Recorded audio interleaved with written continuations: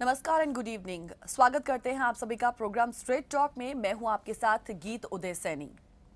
जी हां, आज हम एक ऐसा इशू आपके सामने लेकर हाजिर हुए हैं और आज हम एक ऐसे इशू पर आपके साथ स्ट्रेट टॉक करेंगे जो आज के वक्त में नहीं हो रहा, बल्कि ये तब से हो रहा है जब से रेप की घटनाएं, बलात्कार की जो घटनाएं हैं वो निरंतर होती चली जा रही हैं। ये जब जब ऐसे बड़े बड़े केसेस निकलकर सामने आए जिसने सिर्फ देशवासियों को नहीं दहलाया बल्कि दुनिया वालों को भी दहला दिया और उस पर उन्हें भी स्टेटमेंट देनी पड़ गई, तो आप खुद ही अंदाजा लगा सकते हैं कि वो स्थिति किस तरीके की होगी। लेकिन कितना दुर्भाग्य है उस बात का जब ऐसे मुद्दों पर भी आप अपनी राजनीति देखते हैं, आप सिर्फ और सिर्फ अपना हित देखते हैं। इंसाफ की लड़ाई तो सिर्फ कहने भर की होती है, लेकिन वो इंसाफ कहीं ना कहीं पीछे छूट जाता है तो रह जाती है सिर्फ राजनीतिक लड़ाई, जिसमें क्या निकलता है, तेरा राज्य वर्सेस मेरा राज्य। और आज वही फिर से हो रहा है। हाल ही की घटना हाथरस की, उसके बाद राजस्थान मध्य प्रदेश में भी फिर वही घटनाएं निकलकर सामने आती, बैक टू बैक इस तरीके की घटनाएं, और उस पर से होती बैक टू बैक राजनीति। आप जानते हैं कि आज राजनीति का शक्ति प्रदर्शन हुआ है। कांग्रेस सांसद राहुल गांधी, महासचिव प्रियंका गांधी वाड्रा दिल्ली से हाथरस की ओर निकले थे, लेकिन यूपी पुलिस ने उन्हें वहां जाने नहीं दिया। यूपी पुलिस के साथ कांग्रेस के नेताओं और कार्यकर्ताओं की आज जमकर झड़प हुई। तो इस बीच हाथरस के जवाब में बीजेपी की ओर से राजस्थान के 12 नाबालिग बहनों के साथ हुए गैंगरेप का मामला भी उछाला गया। तो राजस्थान के मुख्यमंत्री अशोक गहलोत की दलील आती है कि दोनों मामलों की तुलना नहीं कर सकते। भाई, रेप तो रेप केस है, तो फिर तुलना किस बात की। इस बीच हाथरस मामले में पोस्टमार्टम रिपोर्ट आती है जिसमें क्या निकलकर सामने आता है कि रेप की पुष्टि ही नहीं हुई। अब देखिए, यूपी पुलिस के एडीजी प्रशांत कुमार इस पर कहते हैं कि मामले में झूठी इंफॉर्मेशन फैलाई गई। बहरहाल, हमारा स्ट्रेट टॉक का मुद्दा बेटियों के मामले में हो रही राजनीति पर है और हम पूछ रहे हैं कि क्या बेटियां बहाना है, क्या राजनीति चमकाना है। #StopPoliticsOnRape, जिस पर आज हम बात करेंगे और उस पर आपका कंट्रीब्यूशन भी चाहेंगे कि इस मुद्दे पर आप कॉल कर अपनी राय हमारे साथ साझा कीजिए। आइए करते हैं शुरुआत।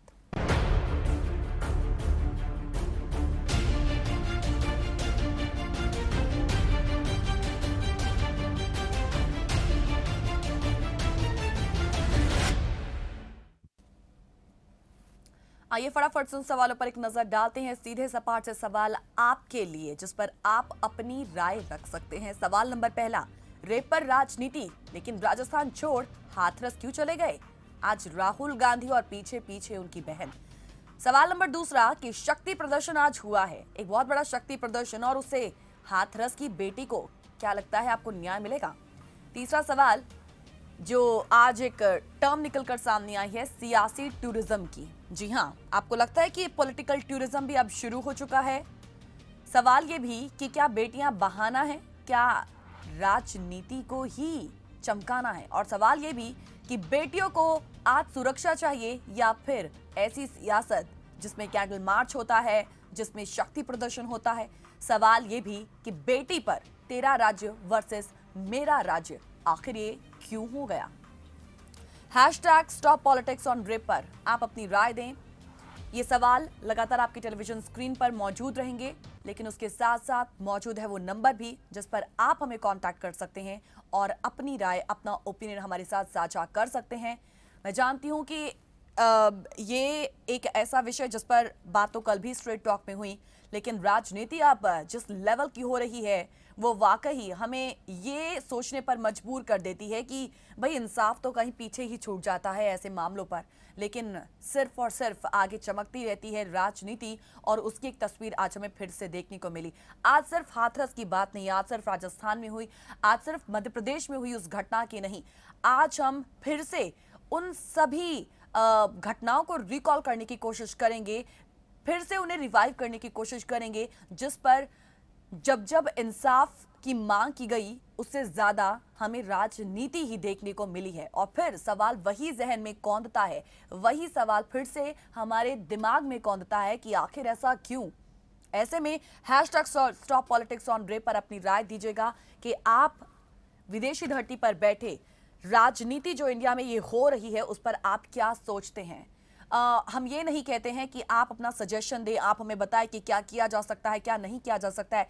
इतने दशकों से ये चीजें घट रही हैं, इतने दशकों से इस पर राजनीति भी हो रही है, चीजें आज तक सॉर्ट आउट नहीं हो पाई हैं। निर्भया केस के बाद जो कुछ हुआ है उसके बाद तो एक बड़ी उम्मीद, और उसके बाद भी देखिए जो कुछ होता है हैदराबाद में उस मेडिकल छात्रा के साथ जो होता है, और अब हाथरस में जो हुआ, और उसके बाद निरंतर हर दिन ग्रामीण क्षेत्रों में ऐसी कई घटनाएं आती हैं, हर सेकंड में ऐसी घटनाएं निकलकर सामने आती जिसका जिक्र तक नहीं किया जाता, लेकिन कहीं ना कहीं दबी की रह जाती हैं। हाँ, वो घटनाएं जरूर कैमरे के सामने आ जाती हैं, मीडिया के सामने आ जाती हैं, जिस पर राजनीति होनी शुरू हो जाती है, क्योंकि इस मुद्दे पर भी राजनीति की शुरुआत हुई है, एक बड़ा शक्ति प्रदर्शन। ऐसे में मुद्दा तो उठना ही चाहिए कि आखिर ऐसी राजनीति खत्म कब होगी।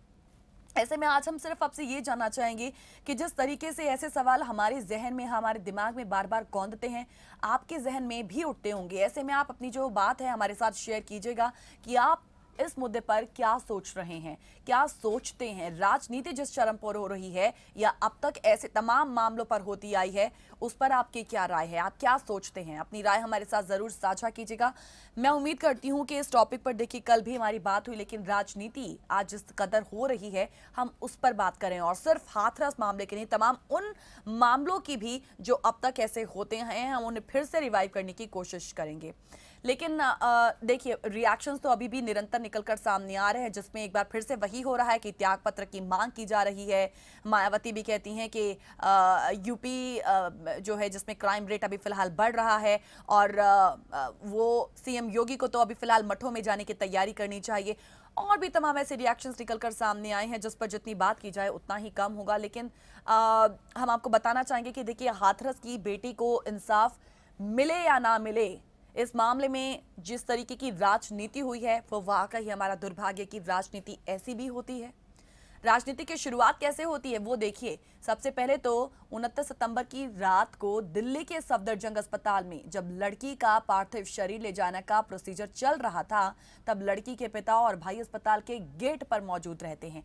और वहां पर क्या आता है, कौन आता है, वहां पर आते हैं भीम आर्मी के चंद्रशेखर और कांग्रेस के नेता और कार्यकर्ता।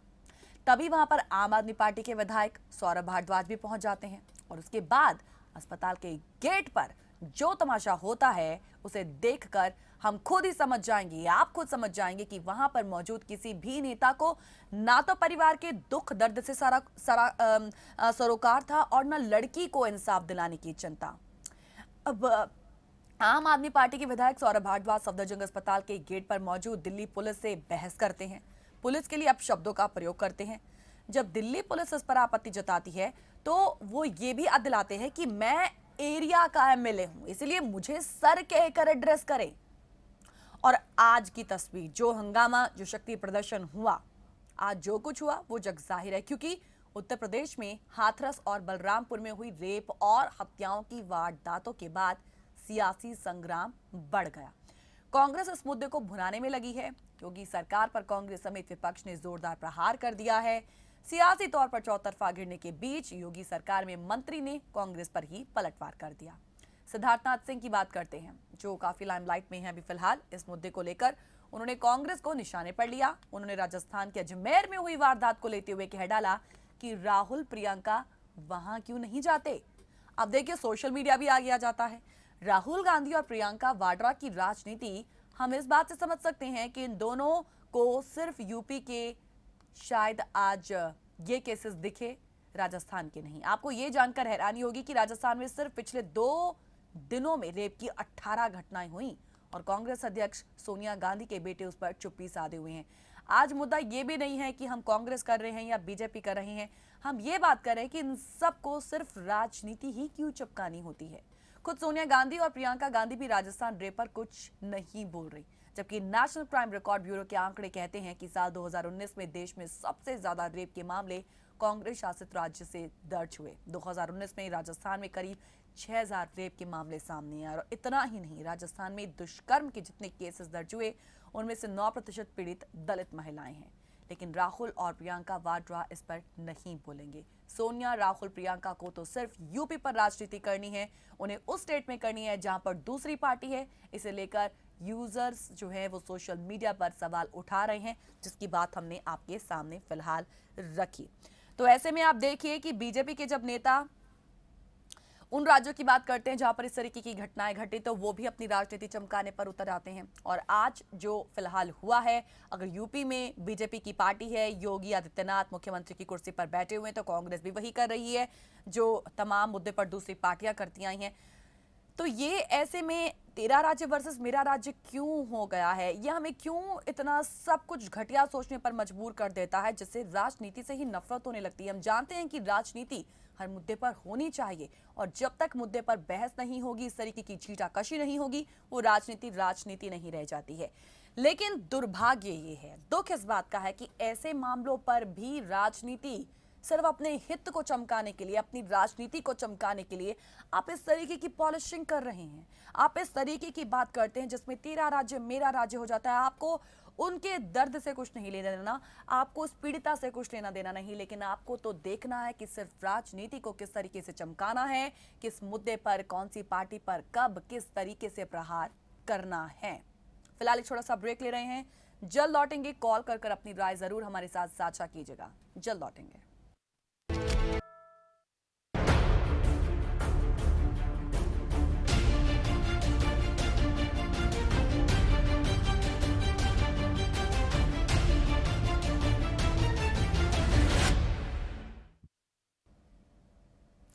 ब्रेक के बाद एक बार फिर से आप सभी का स्वागत। Hashtag stop politics on rape पर आज हम आपके साथ स्ट्रेट टॉक कर रहे हैं।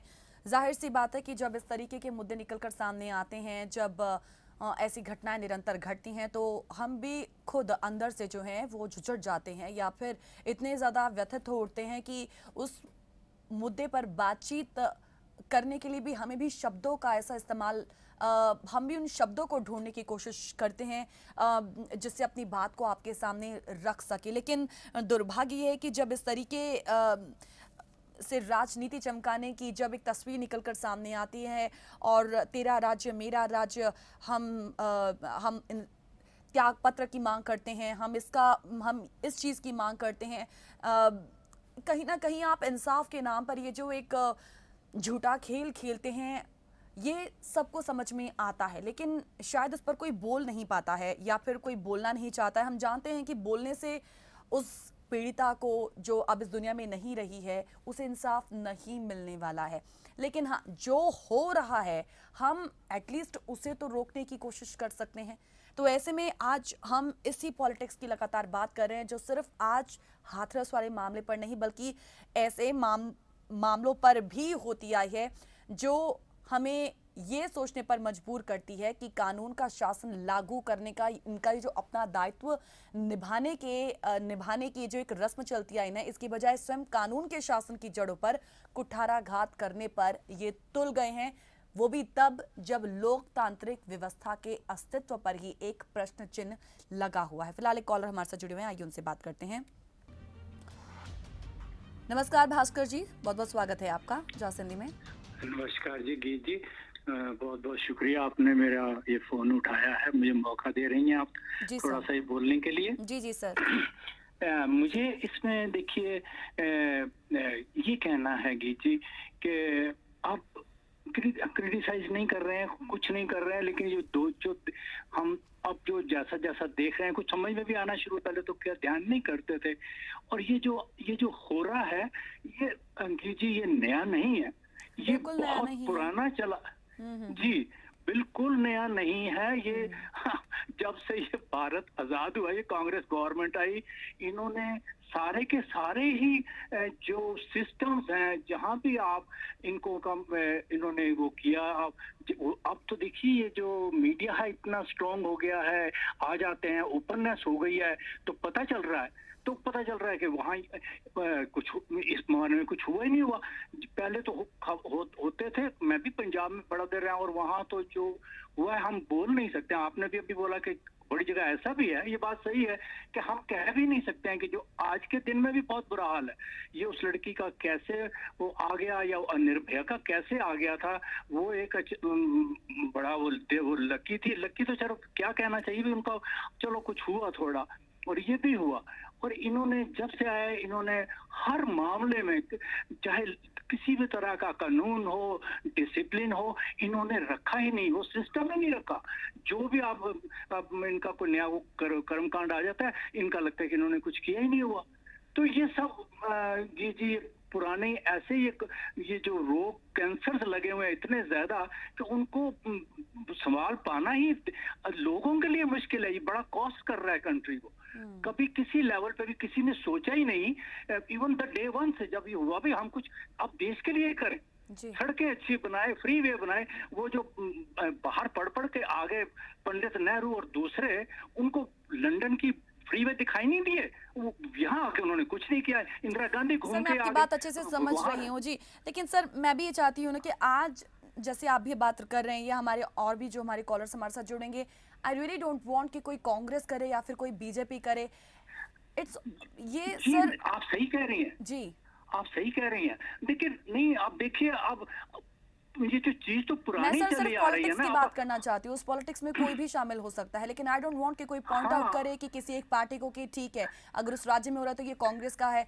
ऐसा नहीं है सर। जब दिल्ली में घटना हुई है, मेरे ख्याल से किसी एक पार्टी को नहीं है तो सबको एक साथ आगे आना चाहिए ना, सबको इंसाफ की लड़ाई लड़नी चाहिए। जी, वो आज की डेट में हम ये कह सकते हैं, आज की डेट में ये होना चाहिए। ये कांग्रेस को भी, बीजेपी को भी, सारे जो हैं ये जितने, ये पार्टी लेवल से उठ के इनको देश का भला पहले करना चाहिए। पर अब इनकी ये जो है ना, ये जो पार्टी ये इलेक्शन इधर आ गए उधर आ गए, वो इनको अभी भी मार रही है। अभी भी मुझे नहीं लगता, अभी भी सर, चाहे वो मायावती हो जी या कोई दूसरे हो, वो आप देखिए आज की डेट में भी कोई ये नहीं कह रहा कि आइए हम इसको तो सॉल्व करते ही हैं कि ये क्यों हुआ है, आगे से ना हो, ऐसे स्टेप लें और आइए हम बैठ के बात करें। ना कोई भी नहीं, उधर ये जाना ही नहीं चाहते कि कहीं का मसला हल हो गया तो फिर हम करेंगे क्या। तो अब ये जो इनकी जो एक मेंटल जो एक सिस्टम चला आ रहा है, जो मेरा कहने का मतलब था कि ये एक सिस्टम सा ही चला आ रहा है कि ये इनको किसी ना किसी को अब कौन करेगा कि कौन बिल्कुल इसको सर, अपने हाथ में लेगा। ये सही बात है। ये गुस्सा इसीलिए फिर पनपता है ना कि आप सिर्फ राजनीति चमकाने की अपनी आप की कुर्सी संभालने के लिए आप इस तरीके के हथकंडे अपना रहे हैं, बजाय इसके कि आप कानून व्यवस्था को दुरुस्त कीजिए, बजाय इसके कि आप जगह जगह पेट्रोलिंग को दुरुस्त कीजिए, ताकि कोई भी जो क्राइम करने वाला है वो ऐसी चीजों को अंजाम देने से पहले 10 बार सोचे कि मैं जो करूंगा या करूंगी उसके बाद ऐसा आगे होगा मेरे साथ, इसलिए मैं इस घटना को अंजाम ना दूं। लेकिन ऐसी सोच है ही नहीं, सब बिना डर सब कुछ अंजाम देने की कोशिश कर रहे हैं। तो ऐसे में सवाल तो उठना चाहिए ना इस सरकार पर, जिसमें कोई कांग्रेस नहीं, जिसमें कोई बीजेपी नहीं। हम तो ये अब वही तो है ना, अब लीडर तो बड़े बड़े ही हैं। अब ये राहुल गांधी हैं या दूसरे हैं, मायावती है, दूसरे हैं या जो कि योगी हैं, तो इन सबको भाई उसका तो डील करें। मैं ये तो नहीं कह रहा हूँ कि कहूंगा भी नहीं कि इसको छोड़ दिया जाए, नो, छोड़ा तो जाना ही नहीं चाहिए। लेकिन अब आगे से ना हो, हम क्या करें? तो वो कोई नहीं बोल रहा है, सिर्फ उसको ब्लेम कर रहे हैं कि योगी ने ये कर दिया, वो कर दिया, वो करें राजस्थान। बिल्कुल, ये बात सुन कर थक गए हैं कि आगे ये चीज घटना ना हो। हम आश्वासन देंगे, हम आगे से इन्हें कठोर कार्रवाई करें, दंडित किया जाएगा। वो तो हम खुद ही जानते हैं कि निर्भया को कब और कैसे इंसाफ मिला, वो भी इतने टाइम बाद। नहीं, वो भी मैंने तब भी कहा था कि वो उसको जो एक ये जी टीवी है, जो उनको एक बहुत बड़ा टीवी, उसने जाके इतना सपोर्ट किया, नहीं तो वो भी नहीं मिलता। आई कैन अश्योर यू, अब बड़े सारे पॉइंट हैं कि जहां हम हार ही जाते हैं, वो कोर्ट में जाके वो इतना पैसा लगता है और इतनी अप्रोच कौन करेगा। ये तो उन्होंने जाके इसको किया, वो अकेली वो मदर नहीं कर सकती थी। I really differ it. तो ये सबको ये पार्टी लेवल से लोगों को भी कहना पड़ेगा, नहीं तो ये लोग तो ये खेल खेलते रहेंगे एक दूसरे को ब्लेम करेंगे, अगली बार फिर हो जाएगा, ये दूसरे हफ्ते बाद फिर कुछ हो जाएगा, फिर हफ्ते बाद कुछ हो जाएगा, तो ये खेल खेलते रहेंगे। तो लोगों को सफर करना पड़ेगा। They need to make it sure कि भैया ये ब्लेम मत करो, तुम अपने घर को भी देखो। इतने बहस करते हैं ना जी, वो अपने जहां उनकी सरकार है वो अपने वहां की बात नहीं करते, वो दूसरी जगह की बात करते हैं ये सारे के सारे। तो वो देखना होगा इनको कि वो ये बंद होना चाहिए। किसी कहीं ना कहीं तो रुके ना, लेकिन कहीं ना कहीं तभी रुकेंगे कि जब पहले शुरू करें। वो शुरू ही नहीं कर रहे, वो सिर्फ जाता ही नहीं है, वो ये बड़ी प्रॉब्लम है। चलिए, बिल्कुल सही। अच्छी बात होती सर कि इंसाफ की लड़ाई लड़ने वाले जब ये सड़कों पर आ जाते हैं, कैंडल मार्च और जिस तरीके का ये पॉलिटिक्स में भी अभी शक्ति प्रदर्शन किया जा रहा है, इसकी बजाय आज लोग इस बात पर अपना सवाल उठाएं कि पॉलिटिक्स बंद करो, आप तेरा राज्य मेरा राज्य करना बंद करो, ये चीज हो। लेकिन शायद ये इनिशिएटिव कौन उठाएगा, कैसे उठाएगा, ये सब अभी कहीं ना कहीं फ्यूचर में छुपा हुआ है। Anyways, thank you so much sir for calling, अपनी बात रखने के लिए हमारे साथ। Thank you so much. No problem, thank you ji, फिलहाल एक छोटा सा ब्रेक लेंगे, जल्द लौटेंगे, जुड़े रहिएगा हमारे साथ।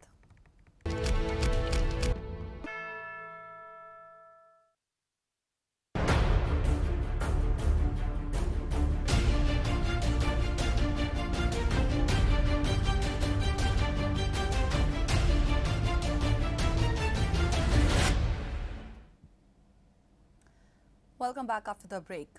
कानून का शासन लोकतंत्र की बुनियाद है, लेकिन जब राज्य सत्ता समाज और देश पर कानून का शासन लागू करने का अपना फर्ज निभाने की बजाय स्वयं कानून के शासन की जड़ों पर कुठाराघात करने पर तुल जाएं, तब लोकतांत्रिक व्यवस्था के अस्तित्व पर ही सवाल लग जाते हैं।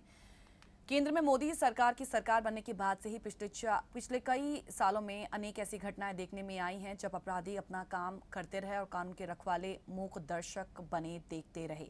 अब इस स्थिति से इससे भी अधिक भयावह होकर अगले चरण में पहुंच चुकी है ये सिचुएशन। हम याद करते हैं जम्मू कश्मीर के कठुआ, उत्तर प्रदेश के उन्नाव में जिस तरीके से अपराधियों और दुष्कर्मियों के पक्ष में पार्टी के नेता उस वक्त भी कार्यकर्ता और समर्थक खुलेआम प्रोटेस्ट करते नजर आए, और आज भी जिस तरीके से एक शक्ति प्रदर्शन होता है, और शक्ति प्रदर्शन से पहले अस्पताल में ही वो जो तस्वीर निकलकर सामने जिसमें कहा जाता है कि मैं एमएलए हूं, मुझे इस तरीके से एड्रेस कीजिए, इन सब से पता चलता है कि मानवीय संवेदना की जगह राजनीतिक स्वार्थ ने आज अपनी जगह ले ली। फिलहाल हमारे कॉलर हमारे साथ जुड़े हुए हैं, आइए उनसे बात करते हैं। नमस्कार सर, वेलकम टू जस हिंदी। नमस्कार गीत जी, मैं सतीश बोल रहा हूँ। जी सर। गीत जी, देखिए ये मुद्दा कल भी उठा था। आज भारत में 2 अक्टूबर है, गांधी जी का जन्मदिन है। गांधी जी ने इस भारत का कभी सपना नहीं देखा था। गांधी जी जिस तरह सबको प्रेम से एक जैसा देखते थे, ऊंच नीच का भाव भेदभाव वो दूर करना चाहते थे। सारी जिंदगी गांधी जी ने अपनी कुर्बानियां दी, शरीर की और हर खुशी की, सिर्फ इस काम के लिए कि भारतीय सारे एक जैसे होके रहे और सुख और शांति से रहे। आज के दिन हमें एक ऐसे मुद्दे पे बात करनी पड़ रही है जो सबके दिलों को दुखा रहा है, regardless of the political parties, regardless of the educational status. ये एक ऐसा पर्सनल मुद्दा है कि एक घर की बेटी के साथ इस तरह का व्यवहार हुआ है, उसके साथ दुराचार हुआ है और उसकी हत्या इस बुरी तरह से उसकी की गई है। ये सबके दिल को दुखाने वाली बात है। अब गीत जी, करना क्या चाहिए, इसके वे आउट क्या है? मैं 2 मुद्दे आपके समक्ष रखता हूं। पहला तो आज ही देख लीजिए, आज अपने भारत में मोदी जी एक कॉन्फ्रेंस को एड्रेस करने वाले हैं, उसका नाम है वैभव। वैभव का मतलब है वैश्विक भारतीय वैज्ञानिक शिखर।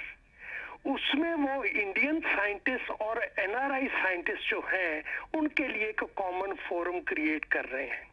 मैं मानता हूं कि as a matter of protocol ये ऑलरेडी प्री डिसाइडेड था, प्री अरेंज था, तो ये कॉन्फ्रेंस तो होनी ही है।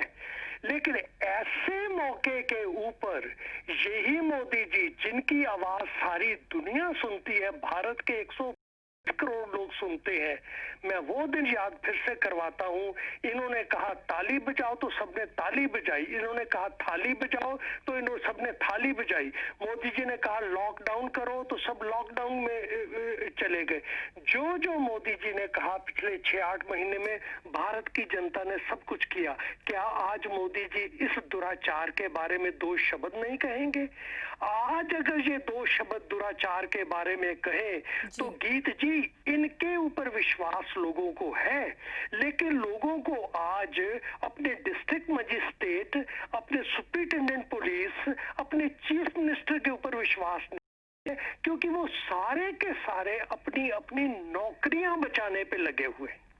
जैसे ही इस बच्ची की दुखद मृत्यु की खबर आई है, आप देखिए जो डायरेक्टर जनरल पुलिस है अपना यूपी का, कैसे एक मतलब मैं कहूँ एक अजीब सी कपड़े पहन के वो एक ऑफिशियल चेयर पे बैठे हैं। अगर आप एक ऑफिशियल प्रोफेशनल आदमी हो, you should sit there in that mood. वो तो एक लाला की तरह बैठे हैं अपने दफ्तर में, और वहां पे क्या कह दिया, अगर ये नहीं हुआ तो इसका मतलब रेप ही नहीं हुआ।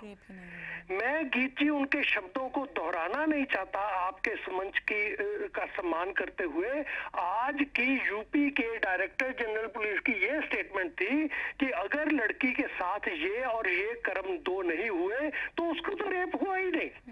कैसी घिनौनी और कैसी निम्न स्तर की उन्होंने बात कर दी। कभी बापू ने सोचा था, गांधी जी ने कभी सोचा था कि ऐसे लोग हमारे देश की कभी जो प्रशासनिक प्रणाली है उसका ध्यान रखेंगे? आप देखिए गीत जी, ये सारे आईएएस लोग जिस एकेडमी से निकल के आते हैं मसूरी से, उसका नाम लाल बहादुर शास्त्री एकेडमी है। उनका भी आज जन्मदिन है।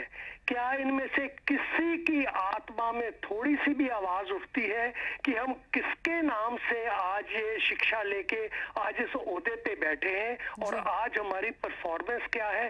सब के सब गीदड़ बन के बैठे हैं। बिल्कुल। मैं फिर से उसी बात पे जाऊंगा, पहले वाली। आज मोदी जी को उसी तरह बाहर आके बोलना चाहिए जैसे किसी समय उन्होंने गौ रक्षक लोगों के अगेंस्ट बोला था, जो लोग दूसरे धर्म के लोगों को सड़क पे पकड़ पकड़ के रात को पीटते थे। मोदी जी ने आके उनको कहा था ये काम मत करो, और बीजेपी के नाम पे इस तरह की हरकतें मत करो, क्योंकि ये बिल्कुल इनको टॉलरेट नहीं किया जाएगा। गीत जी उसके बाद कुछ जगह भारत में हिंदू और मतलब कुछ ऐसे संप्रदाय के लोग थे जो आपस में एक दूसरे को जहां देखते थे ट्रेन में कहीं यूपी के आसपास मार देते थे। हाँ जी, बड़ी बुरी तरह से एक दूसरे के ऊपर हिंसात्मक हमले किया करते थे। मोदी जी ने उस वक्त भी आके कहा कि भाई अपना आपस में सौहार्द से रहो। आज ये मौका है, ये किस इंतजार में बैठे हुए हैं इस वक्त? गीत जी, भारत की जनता अगर इकट्ठी होगी और सुनेगी तो मोदी जी की बात सुनेगी और किसी की बात नहीं सुनेगी। और अगर मोदी जी आज इन साइंटिस्ट को लेक्चर देने पे आए हैं कि भी सारे इकट्ठे होके आओ, तो मैं कहूंगा इनको ये भी कहना चाहिए कि हमें एक राष्ट्रीय मंच बनाना चाहिए। जिस तरह इन्होंने पीछे ये एग्रीकल्चर रिफॉर्म के लिए 3 बिल पास करने के लिए फटाफट इन्होंने जो थी वो रिफॉर्म्स कमेटी बना दी। गीत जी, इस पाप के लिए भी, इस पाप को रोकने के लिए भी इसी तरह का एक इनको रिफॉर्म्स कमेटी बनानी पड़ेगी, जिसमें आपके सोशियोलॉजिस्ट हो, जिसमें आपके लीगल एक्सपर्ट्स हो, जिसमें आपके डॉक्टर्स हो, थोड़े प्रोफेसर्स हो और जेलर्स भी हो, जो कि इन लोगों का बिहेवियर देखते हैं कैप्टिविटी में। इन सब लोगों की अक्रॉस, जिसको कहते हैं क्रॉस डिसिप्लिनरी रिफॉर्म्स कमेटी अगर ये मोदी जी बनाए तो मैं समझता हूँ भारत से इस पाप को हटाने का कुछ किया जा सकता है। धन्यवाद गीत जी, भारत माता की जय हो। Thank you so much sir, thank you so much sir for calling. कुल मिलाकर इस व्यवस्था के भीतर न्याय मिलने की उन्हें जो उम्मीद हमें दिखती है वो शायद अब कम होती जा रही है, लेकिन हाँ, राजनीति जो है वो जरूर बढ़ती जा रही है। फिलहाल एक थोड़ा सा ब्रेक ले रहे हैं, जल्द लौटेंगे।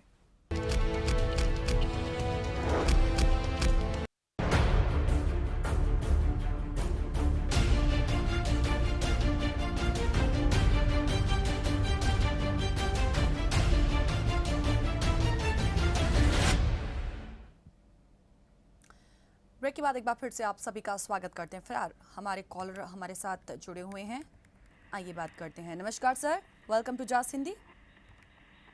नमस्कार गीत जी। देखिए, एक तो हम लोग हिंदुस्तानी जो हैं, हम नारे बड़े अजीब अजीब लगाते हैं। कांग्रेस के वक्त में ये था, गरीबी हटाओ। क्या गरीबी हटी? सुनने में तो बड़े अच्छे लगते हैं जी, लेकिन अमल नहीं होता। अब नारा लगता है बेटी पढ़ाओ बेटी बचाओ। जाओ। क्या वो उस पे हम साबित उतरे? बिल्कुल नहीं। नहीं। आपने बिल्कुल दुरुस्त फरमाया कि प्रॉब्लम जो हो रही है वो मेरा राज और तेरा राज, यानी जैसे लाइफ बॉय साबुन का होता है, भाई तेरी कमीज मेरी कमीज से ज्यादा सफेद कैसे।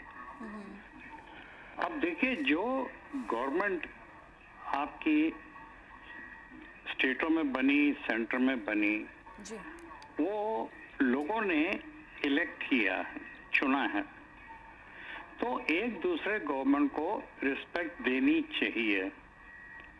लेकिन हमारा होता क्या है कि हम लोग किस मुद्दे से भटक जाते हैं, और यही गवर्नमेंट चाहती है कि ये सब लोग मुद्दे से भटक जाएं और जो असली मुद्दे हैं, जो हम काम नहीं कर रहे, उनकी तरफ नजर ना जाए।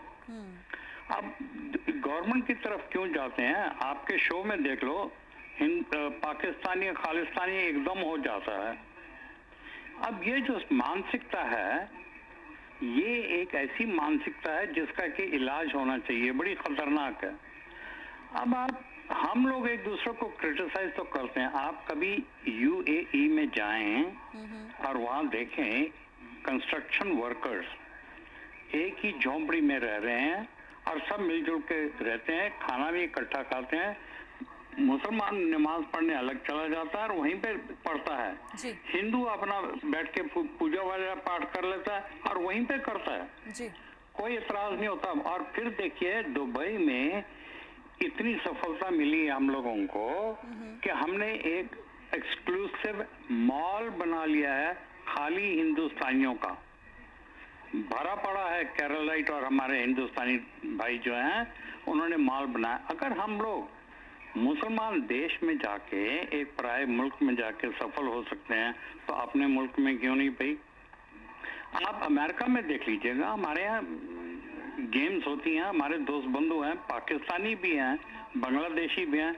हम लोग कब आपस में खेलते हैं, प्यार है, खाना पीना उठना बैठना है, लेकिन हम लोग आपस में कभी पॉलिटिक्स नहीं डिस्कस करते, कभी नहीं करते, कोई भी नहीं करता।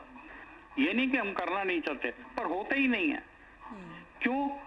कि हम एक दूसरे को नाराज नहीं करना चाहते। तुम्हारा मामला तुम रखो, हमारा मामला हम रखें, लेकिन हम यहाँ हैं, हम यहाँ साथ रहेंगे।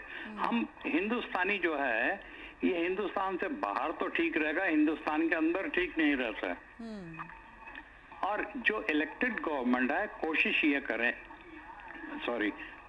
करें कि इलेक्टेड गवर्नमेंट को गिराने के ऊपर इतना जोर मत दें, उनको काम करने दें। अगर वो काम ठीक नहीं हो रहा तो उनका सहयोग करें, उनको बताएं कि क्या चीज जो है वो नेशनल लेवल की ठीक नहीं है। आप ये बातचीत कर सकते हैं।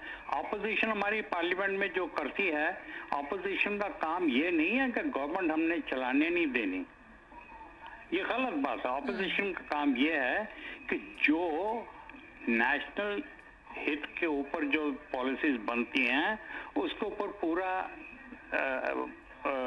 डिबेट होनी चाहिए, और असली जो गलत नुक्ते हैं वो बाहर लाने चाहिए, और जो गवर्नमेंट है उसकी सहमति लेके आप बिल को अप्रूव कराएं। ये ऑपोजिशन का रोल होना चाहिए। ये नहीं है कि जैसे आप देखें तो आपने जो आपके भगत हैं उन्हीं को ले आए और मुद्दा खड़ा कर दिया। लोगों ने प्रेस में कल को रिपोर्ट आ जाती है कि जी ये आम लोग आ गए। लोग नहीं आते, ये बुलाए जाते हैं, ये बुलाए जाते हैं। और इस पे जो आजकल हिंदुस्तान में आई रिपोर्टर इतने हो गए हैं, कौन क्या दिखलाना चाहता है, उठा वीडियो बना के रिपोर्ट अपनी बना के यूट्यूब पे लोड कर देता है और वो वायरल हो जाती है, उससे लोगों का दिमाग खराब होता है। कोई क्रेडिबल रिपोर्टिंग भी नहीं है जनाब, दिक्कत यहाँ पे है। जी बिल्कुल सर, तो ये ऑलराउंड दिक्कत है। और ये आई एम सॉरी, बोले आप? जी सर, अपनी बात रखिएगा। नहीं, ये ऑल राउंड हमको अपने अंदर खुद देखें, अपनी तरफ झांकें और खुद तब्दीली लाएं। आपने ठीक मुद्दा उठाया है। मेरा राज ये है कि हम लोग कहाँ पे भटक जाते हैं। जो मुद्दे ऐसे हों जो कि चाहे वो बांग्लादेश का हो या सॉरी तमिलनाडु का हो या आंध्रा का हो या बंगाल का हो, वो हम ऐसे काम करें जो सबके लिए भले हों। बिल्कुल सर, हम हिंदुस्तानी पहले होने चाहिए, पहले और आखिरी, ना कि हम बंगाली, मद्रासी, पंजाबी, सिख, मुसलमान, ये नहीं होने चाहिए। बिल्कुल सर, ये बातें लेकिन कहीं ना कहीं सिर्फ ना उन गानों में, देशभक्ति गानों में रह जाती हैं, लेकिन वो वही बात है कि अमल नहीं हो पाता। Anyway sir, thank you so much. वक्त की कमी है, इस वजह से अब आपको रोकना पड़ेगा यहाँ पर। Thank you so much for calling. सवाल ये कि दुष्कर्म की घटनाएं भले ही किसी भी राज्य में घटित हो रही हों और वहां किसी भी पार्टी की सरकार क्यों ना हो, परंतु क्या सीधे तौर पर सरकार को उन घटनाओं का दोषी करार दे देना, ऐसी घटनाओं के लिए मुख्यमंत्री से त्याग पत्र मांगना या राज्य सरकार पर निशाना साधना मुनासिब है? क्या कोई भी सरकार चाहते हुए भी बलात्कार की घटनाओं पर काबू पा सकती है? इतने विशाल देश में जहां ट्रेन, बस, सड़कों पर चलते हुए यातायात पर, रेलवे स्टेशन और हवाई अड्डों पर, यहां तक कि सीमा पर पूरी तरीके से निगरानी नहीं रखी जा सकती, वहां पर सुनसान जगहों पर, अंधेरी गलियों में, खेत खलिहानों में होने वाली दुष्कर्म की घटनाओं पर सरकारी तंत्र का नजर रख पाना आखिर किस प्रकार संभव है? ये सवाल पहले भी थे, ये सवाल आज भी हैं और ये सवाल तब तक रहेंगे जब तक इन सवालों पर अमल नहीं किया जाएगा, इस पर चिंतन नहीं किया जाता, जिस पर जब तक मंथन नहीं हो पाता। तो ऐसे में ये चीजें जो हमें अभी भी बहुत ही व्यथित कर देती, हमें अंदर से खोखला कर देती हैं, ये चीजें आगे भी तब तक रहेंगी जब तक ये पॉलिटिक्स ऐसे मुद्दों पर खत्म नहीं होती है। एनीवेज, इसी नोट के साथ आपसे इजाजत लेना चाहेंगे। कल फिर से एक नए मुद्दे के साथ आपके सामने होंगे हाजिर, लेकिन जाते जाते बताना चाहेंगे कि इस प्रोग्राम के बाद दिल की ओपन स्टेज जास हिंदी का वेरी स्पेशल प्रोग्राम आपके सामने होगा। कहीं जाइएगा नहीं, देखते रहिएगा जास हिंदी। नमस्कार।